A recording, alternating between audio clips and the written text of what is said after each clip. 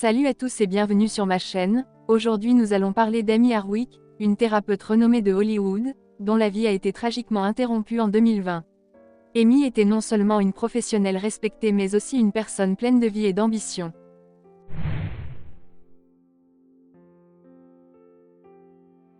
Amy Hardwick est née le 20 mai 1981, elle a obtenu un doctorat en psychologie et s'est spécialisée dans la thérapie de couple et la sexualité.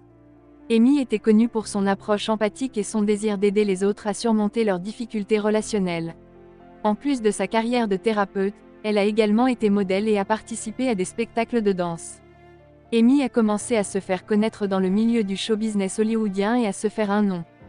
En 2017, Amy Hardwick entame une relation avec l'animateur Drew Carey. Ils se fiancent en janvier 2018 mais plus tard en novembre le couple se sépare. Malgré leur rupture, tous deux ont maintenu des sentiments l'un pour l'autre, Carey décrivant leur lien comme profondément affectueux. Il a déclaré que même après leur séparation, ils s'aimaient toujours. Amy continue sa vie entourée de ses proches mais tout bascule un soir de Saint-Valentin 2020.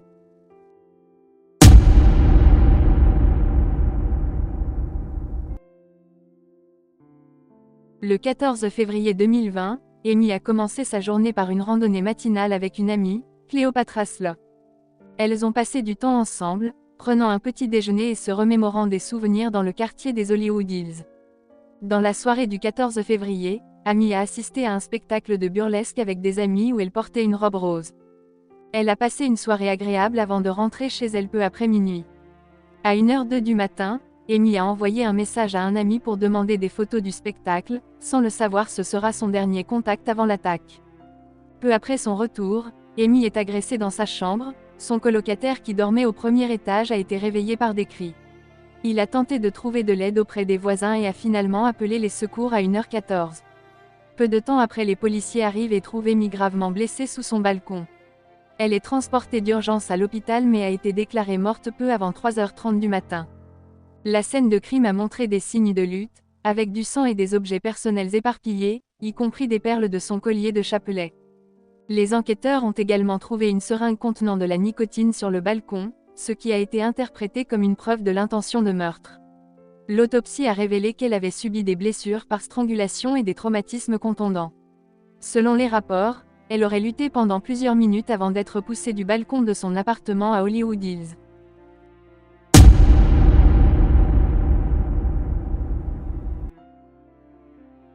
Amy Hardwick rencontre Garrett Purcell lors d'une soirée à Los Angeles en 2009, alors qu'elle travaillait comme modèle et danseuse. Purcell, qui était photographe d'événements, croise souvent Amy dans ses milieux festifs. Ils se mettent ensuite en couple et bien qu'ils aient semblé former un couple sympathique au début, leur relation est rapidement devenue tumultueuse. Amy a signalé des comportements abusifs de la part de Purcell, elle a accusé Garrett Purcell d'abus physiques à plusieurs reprises. Elle a déposé 2 ordonnances de protection en 2011 et 2012, dans lesquelles elle a décrit des incidents de violence, notamment des cas où il l'a fait suffoquer, frapper, et a même tapé sa tête au sol. Malheureusement, ces ordonnances avaient expiré peu avant sa mort, laissant Amy sans protection contre lui. Les amis d'Amy ont noté que Garrett Purcell était très possessif et obsessionnel à son égard. Amy avait exprimé sa peur qu'il ne l'harcèle ou ne se présente chez elle, ce qui a été corroboré par des témoignages d'amis qui ont noté son comportement inquiétant. Amy a souvent appelé la police pour signaler un incident de harcèlement, cela montre qu'elle était préoccupée par sa sécurité. Un mois avant son meurtre, Amy a croisé Purcell à une cérémonie de remise de prix, où il l'a verbalement agressée. Elle avait exprimé des craintes quant à sa sécurité et avait même informé ses amis qu'elle avait peur qu'il se présente chez elle.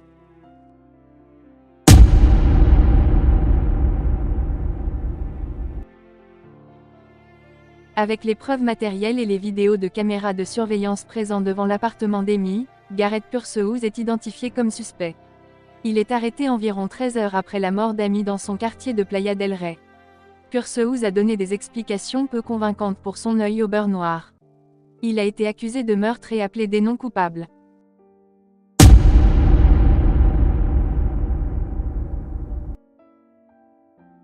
Âgé de 45 ans, Garrett Purcell est accusé de meurtre au premier degré et de cambriolage pour la mort d'Amy Hardwick, son ex-petite amie. Le procès de Purcell s'ouvre en août 2023, plus de 3 ans après la mort d'Amy Hardwick. Les procureurs Victor Avila et Catherine Mariano ont expliqué au juré pourquoi et comment ils pensent que Pursehouse a tué Amy. Ils ont affirmé que Pursehouse avait décidé le jour de la Saint-Valentin de mettre fin à la vie d'Amy avec préméditation. L'avocat de Pursehouse, Robin Bernstein-Lev, a déclaré que la mort d'Amy n'avait jamais été le but de son client et qu'il avait perdu le contrôle de ses émotions. Après environ 2 jours de délibération, le 28 septembre 2023, le jury a reconnu Pursehouse coupable de meurtre au premier degré et de cambriolage. Le 6 décembre 2023, Gareth Pursehouse est condamné à la prison à vie sans possibilité de libération conditionnelle pour le meurtre d'Amy Hardwick. La mort tragique d'Amy Hardwick a choqué de nombreuses personnes et a eu un impact significatif sur ses proches, notamment sur son ancien fiancé, Drew Carey, qui a exprimé sa douleur et son chagrin déclarant qu'il se sentait comme un veuf.